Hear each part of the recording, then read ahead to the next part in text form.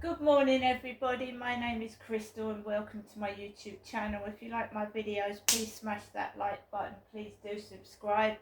Alexa, good morning. Good morning. On this day in 1953, aviation pioneer Jackie Cochran became the first woman to break the sound barrier. She pioneered women's aviation as one of the most prominent racing pilots of her generation. Alexa, what's the time please? It's 11:32 a.m. Alexa, quote of the day. Here is your quote for May 18th, from Madonna. If your joy is derived from what society thinks of you, you're always going to be disappointed. If your joy is derived from what society thinks of you, you're always going to be disappointed. So good morning everybody. I took Max out for a walk just after 9 and I only intended to take Max out for about 20 to 25 minutes. I got stuck outside for about an hour trying to get off the field, believe it or not, and trying to walk Max. So I got up this morning about 8:10. My neighbour upstairs was still indoors, the one with the black Ford, and I got up and I thought, right, I'm going to take Max out first. I did a video and I partially uploaded it to YouTube. I had no intention of going into the co-op. I'm not a sex toy, I don't want to be played with, and for the time being I'm going to shop elsewhere. For the time being, it's got to me what's been going on in that co-op and how I've been treated, and I'm sick of it. I'm a human being, I've been in a customer in that shop for over 3 or 4 years, and to turn around and pretend they don't know who I am and treat me like that is a pile of shit, and I'm disgusted. And for the time being, I'm not going in there. I have spent, like I said, over hundreds of pounds in that co-op to get treated like I'm fucking shite. No, not having it. They treat other regular customers, they help them, and I'm being treated like crap all round, and it's not on. So no co-op this morning.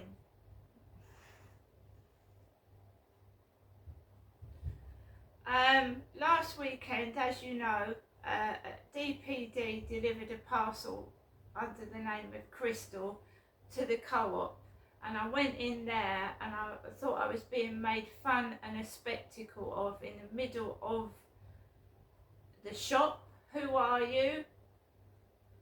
Where's your ID? Like I'm some piece of shit and a little kid. I just took it and I walked out with my parcel, and I got my parcel. Yesterday I went into the co-op in the afternoon. The blonde lady was in there, and she's got this distinctive voice. It's really distinctive. It's nothing like mine. It's very distinctive though. And I went into the shop and I used the self-service checkout and my card, and I just went out there without any trouble. I didn't speak to anybody, and then she was sat outside smoking a fag like she used to do with that Charlie bloke that came up to me on the field that time. So they used to smoke together. I don't smoke at all. So I thought, right, I'm going to take Max out early today, and I thought it would be quiet. You know, Saturday morning, people have already gone off and started work. There's a lot of couples around here that don't go to work, couples that are home all day, not older couples, young couples. They're at home all day. I'm an older woman. I've got disabilities. And I see a lot of couples at home all day, So I went out of the block of flats, I put some rubbish into the bin, I crossed over the road, and there was a young couple behind my back with a dog. And Max started barking. He protects me, that's what he does. But not a loud bark, it's like a chihuahua bark. So they walked slowly behind me. Then the male went into the co-op and left his girlfriend outside with the dog. I walked onto the field. There was people coming off, so I let them off. Because Max barks a lot, he barks, he's very protective, so I just wait till people come off and then I go on. So I walked on, as I was going to walk onto the field, the chap with the black dog with the red collar called Lunatic, he was stood there in a pair of shorts, and he let the dog off. So he had his back turned to me, then he undid the lead from Lunatic, the dog bounded off, and I just let him walk up the path. I don't want any trouble, I just want to walk my dog. That is the guy that used to follow me and Charlie. When Charlie walked around the field with me, that was the guy that let Lunatic jump all over Charlie, jump all over his back. When that guy was walking around with me around the field. And this guy is married. He's married to a blonde foreign lady, this guy that owns Lunatic. A pretty blonde, like Polish woman. And he lives near Charlie, not near me. So he lives down Rochester High Street. So this guy walks up Rochester High Street with his dog to go onto the field. A lot of people go to the Esplanade to walk their dog because it's like more picturesque with boats, and it's quite near Rochester High Street, the Esplanade. So I let this guy with the Lunatic dog go off, and I walked up the path, and the couple with this dog walked opposite me on the opposite side, and I could hear the guy go, "It's a three-legged poodle," but he emphasised the word poo, like it's a three-legged poodle.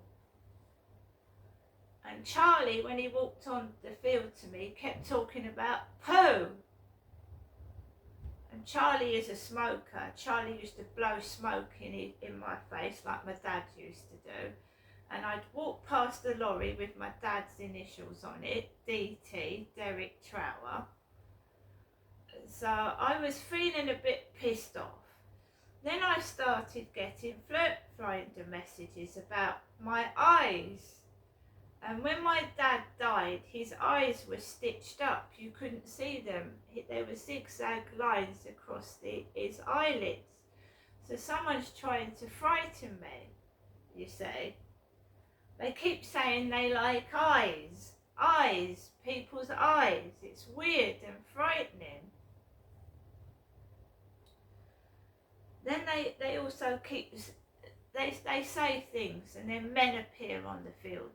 So they'll say something sexual, and then a man will appear on the field, right? But it don't frighten me, it's annoying, it's a nuisance. I don't go on the field to meet men, I go on the field to walk my dog. A lot of them go and chat to each other, they know each other, they start talking. And I don't want, after what Charlie did to me, I don't want to stand on the field and talk to anyone. I just want to walk my dog. So I spent an hour avoiding people, getting out their way, receiving messages off Flirt Finder of a very sexual, explicit nature. And then this blonde female jogger, she was quite fit actually. She was really bright platinum blonde hair, nothing like the woman in the co-op who's old and got grey bits in her blonde hair. This was a fit female jogger coming towards me. By now I'm tired, I'm exhausted, and I want to go home. right? There's people everywhere. I can't move for people, and I just want to go home now. And I see the Scott Line boat coming into dock, so I do a video of that. So I'm stood on the hill for about 3 or 4 minutes videotaping this boat, thinking that the field will get clear of people. There's tents, tarpaulin, and basically I start walking home, and then there's another couple with a dog off the lead, and then I have to go back. So I spend an hour on the field when I only wanted to spend 15-20 minutes. It's still close, it's still hot, it makes you sticky and sweaty and uncomfortable, and I just wanted to get home. By the time I'd got home, the guy upstairs and his black Ford had gone, and I came into my living room. My coat was on the floor. My coat was on the floor in a mess. So the coat I wear on TikTok videos was scrawled all over the floor, over my cat bowls, and there was scrunched up tissue. In fact, it was wet wipes, baby wipes, all over my floor.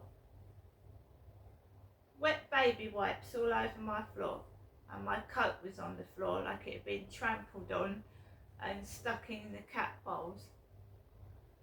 And you can't prove anything. You can't prove someone's coming in here.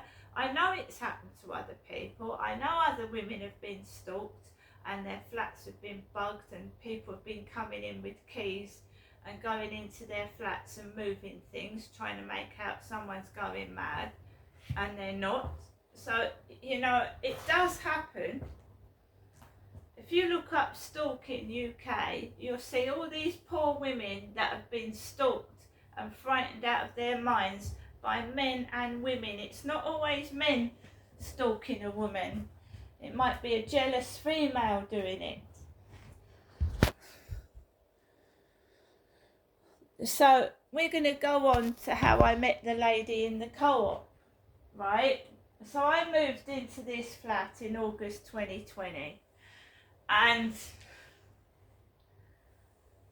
I went into the co-op one day, and this blonde lady came up to me and she went, "Oh, you've got chihuahuas," because I had two at that point, a male one and a female one, and the female one has gone back to its original owner, so I've just got the male chihuahua.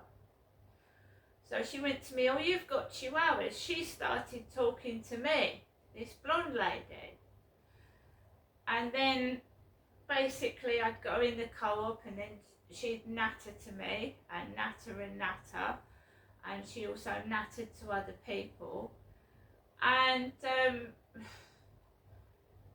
sometimes the natter got of a sexual nature, not towards me and her, but she would say, "Why don't you meet people on the field?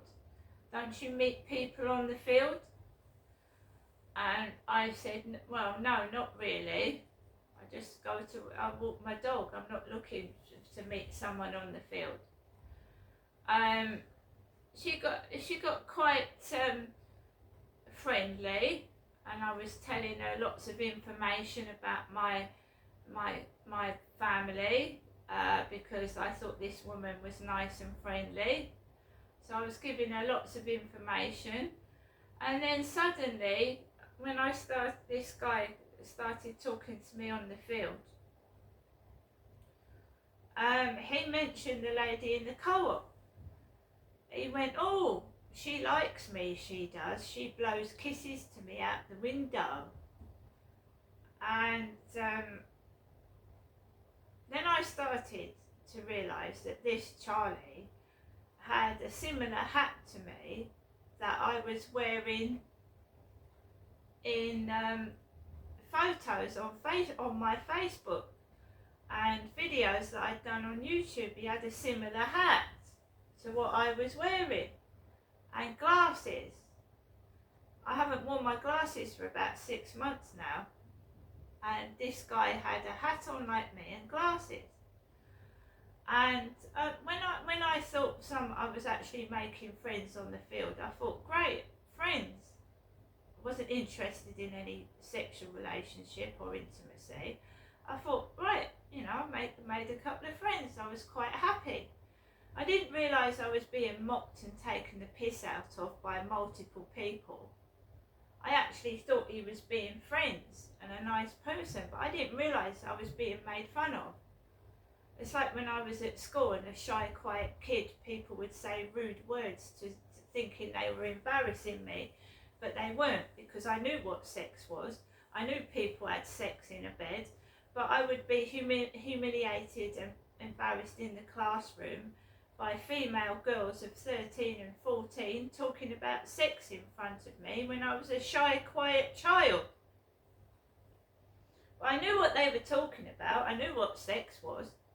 I knew more than what they did, but they think because you're shy, you're fucking deaf and you're fucking stupid. But you're not. You still can hear what they're saying. They're the thick asses, not me. So I thought I'd met a friend. So this guy said he wanted to be a chaperone, he wanted to look after me, and that was it. He was a bachelor, he said, and he wasn't interested in sex and a relationship. So we started talking. He takes me, after a couple of days of knowing this guy, he takes me back to his flat and he's got a woman in there. And this woman is keeping him because he's an alcoholic. She's paying for it, he's rent free in her flat because she's keeping him. And I think it's a bit odd, a bloke inviting me back to a flat with a woman in there. What the fuck is going on here? And red flags went in my head. I was offered a cup of Earl Grey tea by him.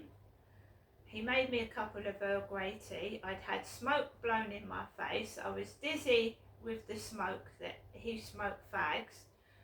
And this woman kept saying, well, when Charlie went into his bedroom, she kept saying, well, why don't you go in Charlie's bedroom?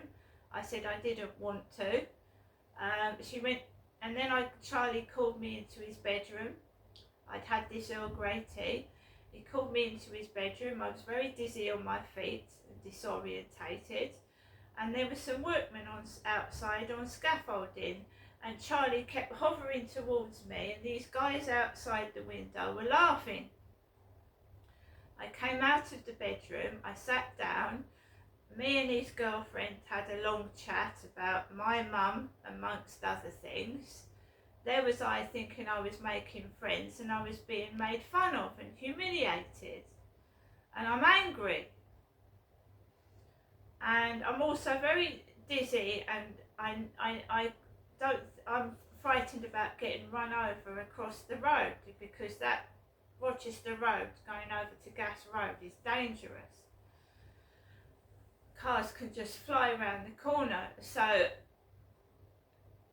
his girlfriend said to me, well, it's 2 o'clock, Crystal, I think it's time you go home now. And I said, well, I feel dizzy. So she said, would you like Charlie to walk you back? So Charlie and I came out of her flat, down the stairs, and he started walking down the road. People were shouting out of cars. Traffic was coming down. I was being laughed at out of cars by women with their attractive boyfriends, and I was walking down the street with this toothless, haggard old man. So you had females laughing their heads off out of car windows.